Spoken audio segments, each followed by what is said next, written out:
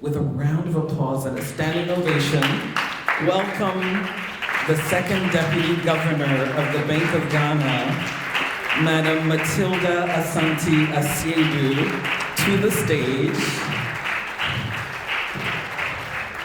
for this intimate conversation about life and leadership and the lessons that she's learned around the way. Thank you so much.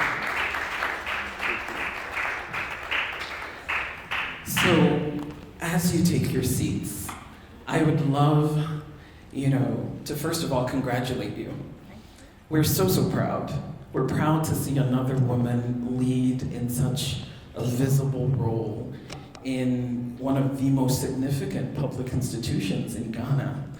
My first question is really, how does it feel? And have you settled? Because, the announcement was just weeks ago, and I don't know if you've done other events yet, but, what is that feeling, and what is the weight of responsibility you currently feel? Thank you. Good afternoon, everyone. And thank you so much. Delight to see all of you and to be here. And thank you, Yawa, for the opportunity.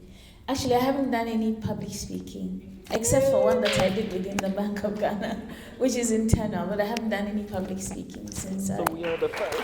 I was appointed. So what does it feel like? It's incredible, honestly. In the beginning, very overwhelming. I remember I was in an ESCO meeting when the announcement was first made. And my colleagues apparently found out before I did. I knew there was going to be an announcement, I didn't know when. So while we were in the meeting, they sent me messages. So somebody said, check. So I stepped out of the meeting to check my messages. And I saw one from the secretary to the president. So I thought, okay, maybe he's informing me that this is what he's going to be announcing. Then I checked one from our treasurer, and it was actually the announcement. And my immediate reaction was to call my husband, because I usually discuss many things with him. So I called him, and I forwarded it to him. So he said, what are you going to do now? I said, I don't know. Now I have to go back into this meeting. So I walk into the meeting, and everybody was standing up, a literal standing ovation, clapping, and it made me very, very emotional. And I think that is to the glory of God that this opportunity came. I believe that is also an onerous responsibility. It's not a walk in the park, especially given how significant the central bank is to the development of Ghana, to maintaining financial stability. A lot of the things that we're all working towards ultimately is to be able to let our money work for us. So to have that onerous responsibility is no mean responsibility. And like I said when I was sworn in, I don't take it lightly at all. And I think that by the grace of God, I'm settling in very, very well. I have a great tribe of ladies and a very strong set of, men who are supporting me and making sure that this also becomes one of the many successful things that God is able to do through people like myself. So, Madam Deputy Governor, did you see this in your future? And what pivots do you think are responsible for this momentous accomplishment? Did I see becoming central bank governor? No. Did I see myself becoming a significant leader in the country? Yes. And it's because I always believe that change has to be engineered and delivered, and it doesn't have to be necessarily from people who have come from places of privilege. But if you've lived the difficult times, then if you get the opportunity, you understand and appreciate how you can leverage that for good. I've always also believed in being, and most of you who know me would know that I started my career in media. And my focus in media and even in banking was to give a voice to the voiceless. So I became like an advocate, highlighting the things that nobody was paying attention to, bringing, like they say, speaking truth to power, and bringing to attention what I believe was needed and relevant for policymakers to address. And I did that very passionately with everything I had. Anybody who has interfaced with me will tell you that one of the things I always say to you when I encounter you the first time is that I don't joke with my work. And I'm very serious about it. So it didn't matter what work it was, whether it was creating opportunity to give women access to finance or giving them financial literacy education or reporting the next big news. I took it very seriously, sometimes too seriously, actually. But that's been my life, you know.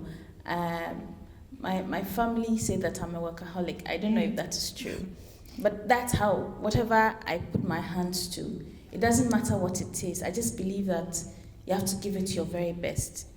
And I usually don't set out necessarily to even get attention or impress anybody. Just do the job and do a damn good job of it. And I find that in the process, you get attention, you get individual attention, you get management and executive attention, sometimes you get national attention. And I think that's what, for me, has brought me thus far. So, please. So I'm curious, for the women sitting in this room, how do you know whether you're just tired or you're done? How did you know it was time to leave media and go into banking, for example?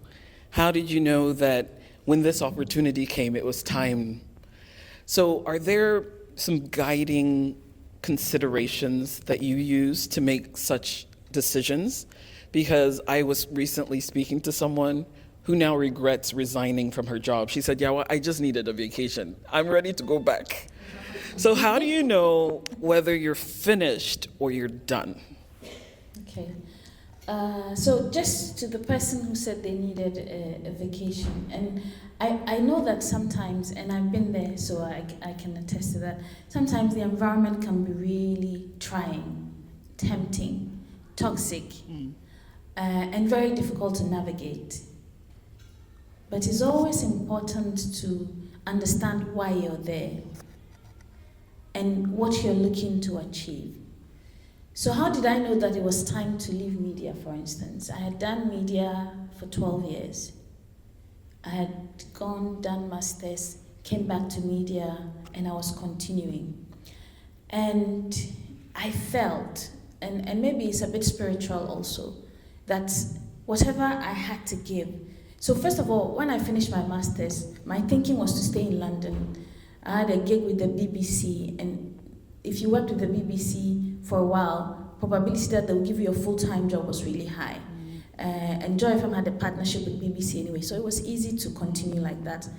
But somehow, I applied for the BBC job. I really believed that that was my next level. And I didn't get the job.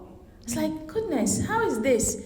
I'm reporting for you. I'm a contributing writer to Focus on Africa magazine. So, and I'm an excellent anchor, if I dare say so myself. Because those were the reviews I had that even qualified me for that opportunity in the first place. And yet I didn't get the job. So I came back to Ghana. My employer at the time, Kwesi Chum, who first saw my talent and gave me opportunity, had long visited me while I was doing my masters, trying to convince me to come back to Ghana. So he said, I have a place for you, just come. So out of the blue, I just packed my things and I came to Ghana. And I went back to the newsroom. And I remember a lot of my friends asking me, so now that you've got a master's, what are you going to do? Are you going to continue to be an anchor, editor, manager of the newsroom? What are you going to do? And I was still very interested, so I just continued. Now, there came a time, having done that, I think I came from doing my master's in 2004. By 2008, after the elections, and we did an excellent job giving coverage, 2009, I began to feel a certain restlessness. It's like, my job here is done, so what next? And I kept looking for opportunity. But the challenge with being in the public domain and being, in quote, a public figure is that when you tell people, they don't even believe you. They're like, but you have this high-flying job. Why do you need another job? You're doing well. And the late Komla Dumo of Blessed Memory used to say, what kind of job is this? Everybody sees you and they say you are doing well. So it was difficult to even convince people that I needed a change. But I knew in myself that I needed a change. I'd been there, done that. And I think I'd become like the police for the politicians. Because there's nothing that you would tell me as a new minister that I haven't had conversations with the previous minister about. So before you finish the question, I have a follow-up, because I know that we discussed this 4 years ago. I discussed that 6 years ago. So what new thing are you doing? And it was becoming very combative. And I felt very restless. So I knew there was need to move on. But now to what? I wasn't sure. And so I would have conversations. I remember one of the think tanks. Even my CEO said, come and do administrative work. You're a great leader in the newsroom. Come and help me start up more radio and television stations. But that wasn't what I wanted to do. And then I got an opportunity. I had this friend who was also a mentor to me, who couldn't believe me in the beginning. Actually called my husband to say, is your wife serious about wanting to, move jobs? My husband said yes. Said, send me her CV. And that was the beginning of that. He gave me 3 options. At the time, Vodafone or Ghana Telecom had just become Vodafone. I said, no, that's too political a place. I want a neutral place. Then he gave me another bank and another bank. And I thought, Access Bank, it's a startup bank. It had 3 branches at the time. What can go wrong? So I just took, the opportunity. And sometimes, and I think it's important to make this point, the opportunities come veiled, right? You might not appreciate it as an opportunity, but it really is. Because people ask me that, you're going to do PR in this small bank. They've just started. They only have 3 branches. Where is it going? But I knew that even out of the little, you could do something significant. And to the glory of God, I think within a month, I joined in May. By June, we're in a rainy season. And typical with Ghana's rainy season, you would have NADMO looking to rescue people, looking for supplies. So putting on my media hat, I just thought, this is an opportunity we could, provide support for. So I just went to speak to the NADMO boss. I said, why not? And we launched a whole national campaign for disaster relief. And it was a very major success.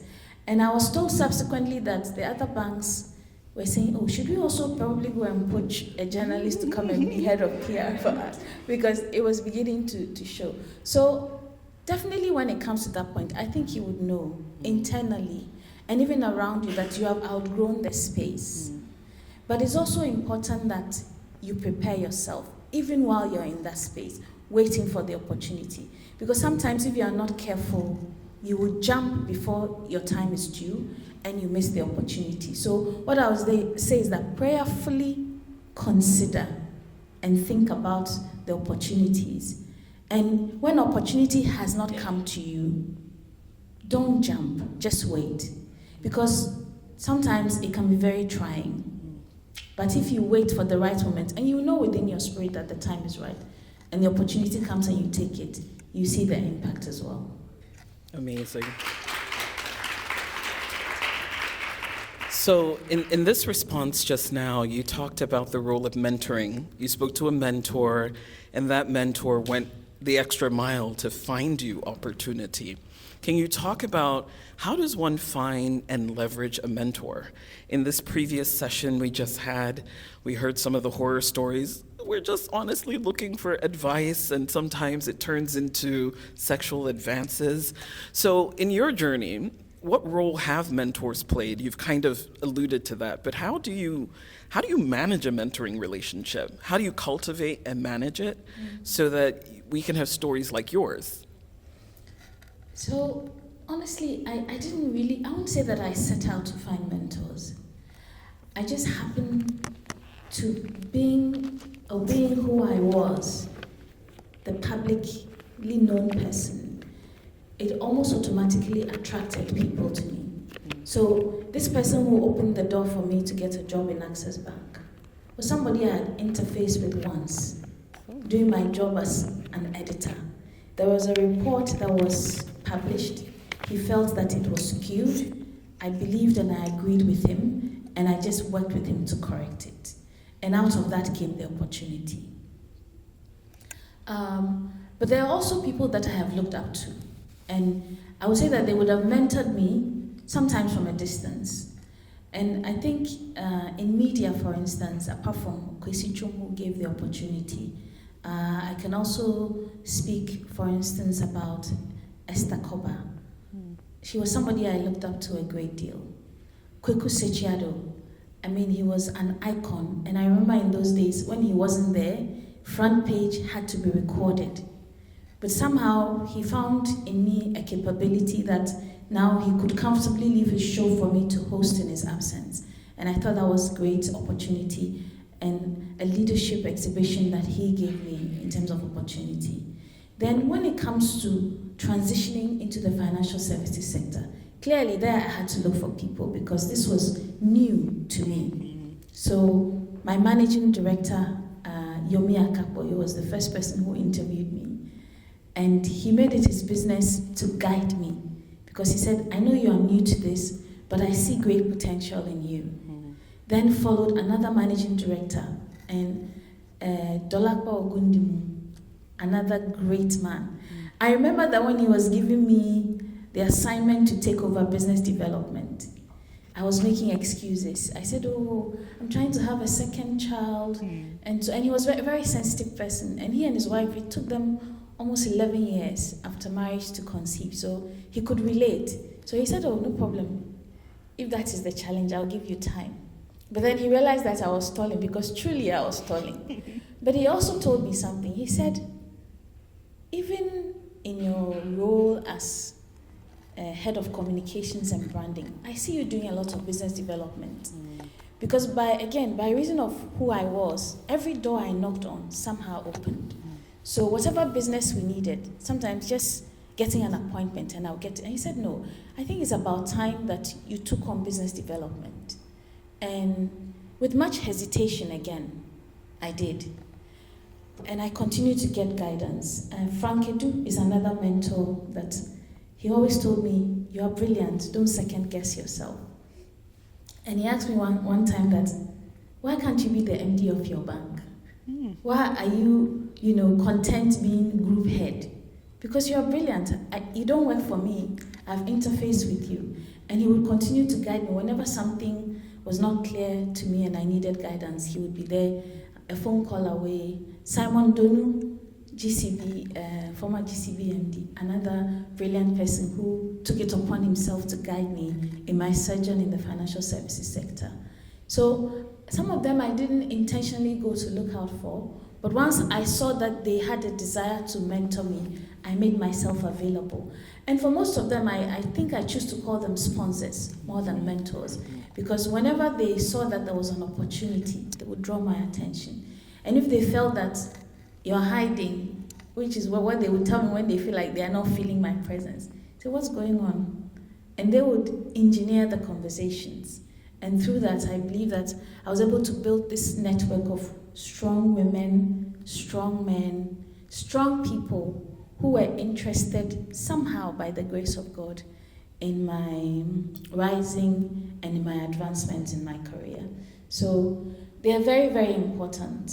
And what that has also taught me was for me to also then take on other people in my team and outside of even my team to work with them to build them up. And I say to the glory of God that we have some amazing people coming out of the teams that I have managed, both in the bank and also outside the bank. If you hear the names like Jifa, Bampo, Evans Mensah, yes. Alex Kobna Mensah, Kojo Ponkruma, these are all people that I really took under my wings. I remember that Evans once told me, just when I was leaving Joy, that he thought I didn't like him. And I said, why would you say that? And apparently, leaders always look to work with their best. So whenever we had a very special feature to be made, it didn't matter how short the time was, I'll call Evans. And I'll say, and he understood what I needed. I say, I want this feature done. I want it this way, that way, that way. Give him the assignment. Give him 2 days. He'll come back with a brilliant feature. And so he felt like I was always heaping work on him. But to me, I was giving him an opportunity to shine and to build himself. And it's little wonder that he is as great as he is today, because he also availed himself. So every time also, to make the point, every opportunity is a platform. My former MD Olumide always used to say that. He says, the bank has given you a platform. What are you doing with it for yourself? Thank you. I love it. Madam Deputy Governor, have there been moments of doubt when you doubted your capability, doubted whether you would amount to anything? I don't know if you've been through a season of stuckness. Oh, yeah. When we were reviewing the applications for this year's cohort, there are a number of people who wrote the word stuck. I feel like I'm made for more, but I feel stuck. What would you say to those in the room who sit in that space right now? I'll just say that you're not the only one who's been there. Mm-hmm. Many people who have, turned that curve have been there. So there was a time when I stayed on my grade for 6 years. And it wasn't for lack of performance, because the worst grade I would have had in my performance would be a B. And B means that I met expectation. But, those who follow the Bible, they said there rose a king who knew not Joseph. So there was a Pharaoh like that who rose, who knew not, So those were very trying times for me. And many times, I remember there were days that I didn't even feel like going to work. And actually for like 1 week, I just sat at home. I went to see a doctor and I took an excuse duty. And then this same person then calls me and says, "What is wrong with you?" And I'm thinking, what do you think? Really? Because it was a constant barrage of, you can't do anything right with that person. You see, it was that kind. You see performance on the screen, retail is doing 80%, maybe another team is doing 50, another is doing 60. And yet, who gets the chastisement? It's me. And honestly, in those times, I almost quit my job. I said, and I remember in one of those instances, I actually had a literal face-off with the person. And that day, I was prepared to resign. And my colleagues kept holding me back. I said, Charlie, no, not this one, not this time. You have to tell this person your peace of mind. Otherwise, they think they can walk over you all the time. And after that, this person then calls me and says, "What is wrong with you?" And I think we make a joke out of it now. But then it was a very serious matter. And I felt completely stuck. So what did I do? First of all, I took the opportunity to get further education. So I went and did an MBA. It was difficult. First of all, you're struggling at work. And it's not for want of performance, it's just personality differences. But I thought, okay, if I need to move the next step, then I need to add value to myself. And so I went back to school while I was still working. And I did my MBA. And I also told myself that I will shine so bright that even the blind can see, and the person cannot ignore it. I like it. So it didn't matter what they did, my focus was getting the job done and excelling at it. And I think it became so bright that it blinded the person. And eventually, my promotion came. Yes. So if you are going through a difficult time, learn something new. Because the opportunity you're looking for, which is ahead of you, might require an additional skill, an additional qualification. So just learn something new. And also build a certain network around you. People who, because sometimes you might even lose confidence in yourself. You wonder, am I still the same person? that this person is relating to like that. But because you've built a tribe around yourself, they know your worth. And so in spite of what goes on outside, when you are in that circle, you know you are valued. It's also good to have a peaceful home.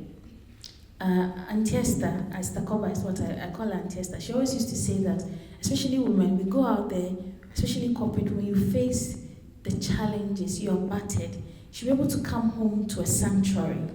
So it's also very important to have that sanctuary.